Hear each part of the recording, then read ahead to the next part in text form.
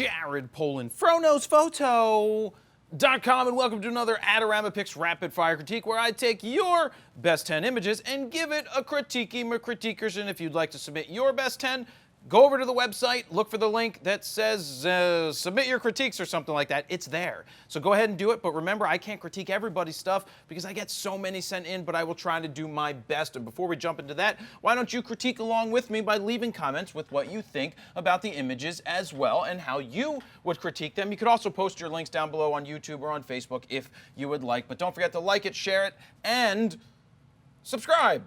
So let's go into these images from James Smith. James Smith is shooting with a Canon Rebel 600D, which I had to look up. That is a T3i. So this was shot at f9, 23 millimeters, 3 seconds. So again, T3i. We're going back a couple of years. Also remember that it's not the camera that makes the photographer, it's the photographer that makes the camera. The camera does have the ability to help you get better results if you know what you're doing. This is a very nice shot. I'm happy with what's going on here for a fireworks shot. It's a very nice exposure. Not the easiest thing actually, it's pretty easy to shoot fireworks. I've put out those videos before, but this is a nice execution of it. I like that it's not, the shutter's not open too long, that everything just fades away. A very nice shot, nice job. Moving on to the next one. This one I'm lost with just a little bit. Shot with the 70 to 300 f4 to 5.6 USM. I get it. It's like if that's the sun, or is it a fire? The sun's going down, or is it a fire? I don't know. It's making me think. I like images that make me think. It's a nice, why can't I think of the word? Silhouette. Silhouette is the word. Spell that down below. S-I-L-O-U-E-T. Silhouette. It's like spelling vignette. Vignetti, or whatever. I can't spell. So this image is all right. I don't even know, what is it focused right here? It's okay.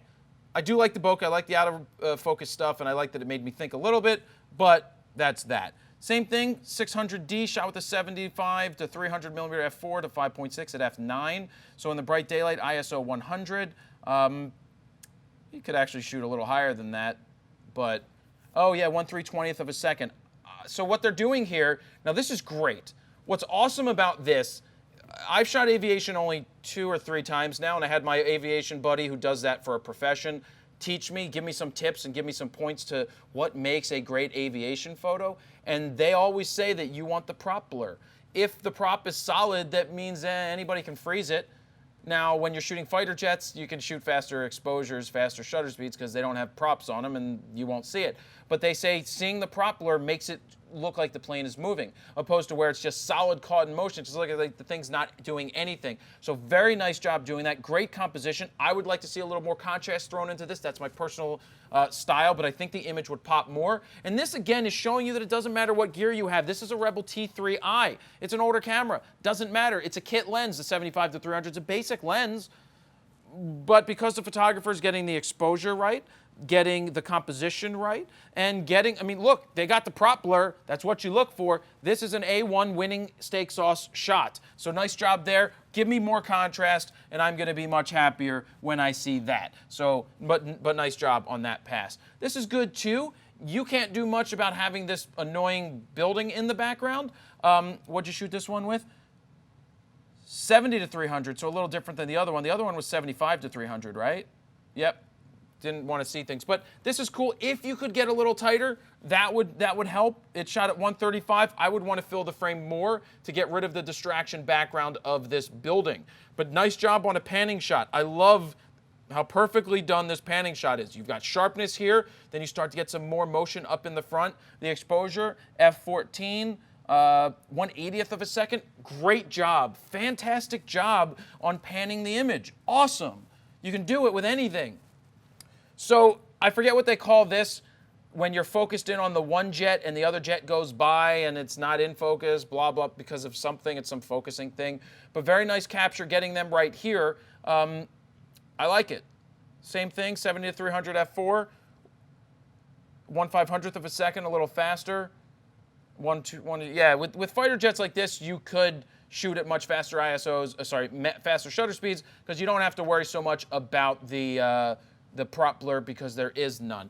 Is it distracting that this one is is out of focus? I think so. I may have considered focusing on this, but I know that it's difficult when two items are converging, two planes are converging on each other. You got to focus on one of them, and one of them's not going to be sharp. I may have chose the one that is closer to me, but maybe there's a reason to choose the other one. I'm just not sure. Again, a very nice panning shot. Would like to see the car a little further back here. It's a little too far forward for me. That's nitpicking.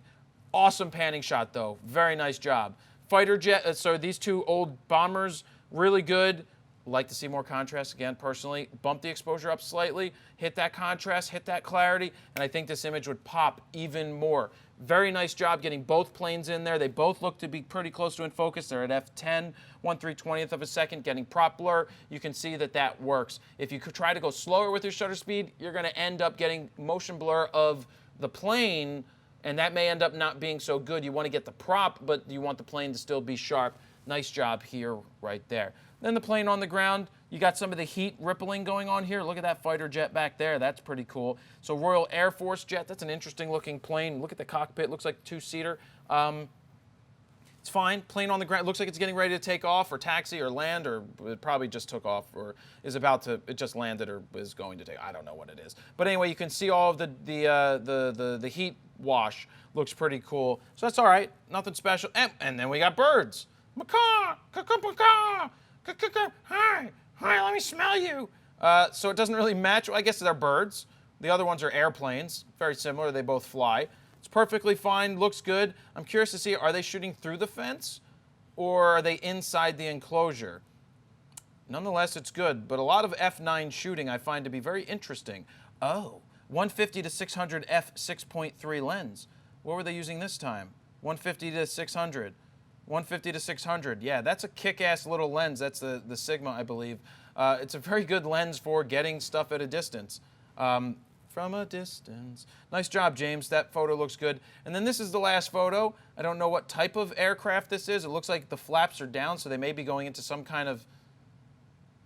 I don't know what I'm talking about.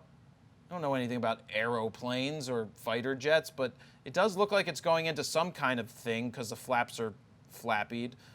I wish there was a description of what it was. Aircraft, vehicle, outdoor airplane. Well, that doesn't help me very much. But I like the shot. I mean, I love that the afterburners are on, and I like that. I still would like to see the traditional shot, which I'm sure you got. But exposure, tones, everything about it, really good. Nice with the 150, shot at 347 millimeters. That's a really good lens for outdoor stuff just like that. And this is very good. Rapid, I didn't look at what it was shot with. Same lens, same camera? No, they moved up to the 70D here. So it looks like they upgraded to the 70D. Oh, awesome. Good little progression. That's an awesome set. I really like seeing this because this is where knowing what the gear is comes in handy because it helps me understand the progression of a photographer. Because if I'm looking at somebody shooting with a 1DX Mark II and all the best gear and they're getting crappy results, I'm going to lay into them a lot harsher than I'm going to lay into somebody with a T3i and the basic stuff who's getting great results because I know that you have to rip on somebody who has a 1DX Mark II and quality glass but gets shitty results because they're not a good photographer. I like seeing the T3i, the kit lenses, and I love seeing the panning shots and the prop blur, that this photographer is doing everything extremely well and growing. That's the point. You start with something, and it's not the camera that gets good results, it's you that helps the camera get those results. Remember that always and forever. Always and forever. Yeah, I know, my singing sucks, I get it. But they made the progression to the 70D, cool. Give me your feedback below. What's your critique on this photographer? Give a thumbs up, give a share, don't forget to subscribe. Check out all the other videos that we've been creating for the Rapid Fire Critiques, and don't forget, you can click down below to go over to the website. There is a link waiting for you to submit your best 10 images, and remember, I get thousands of them submitted. I can only do so many, but I will do my best to get to as many as possible. Thank you very much for watching. Jared Polin, FroKnowsPhoto.com. See ya.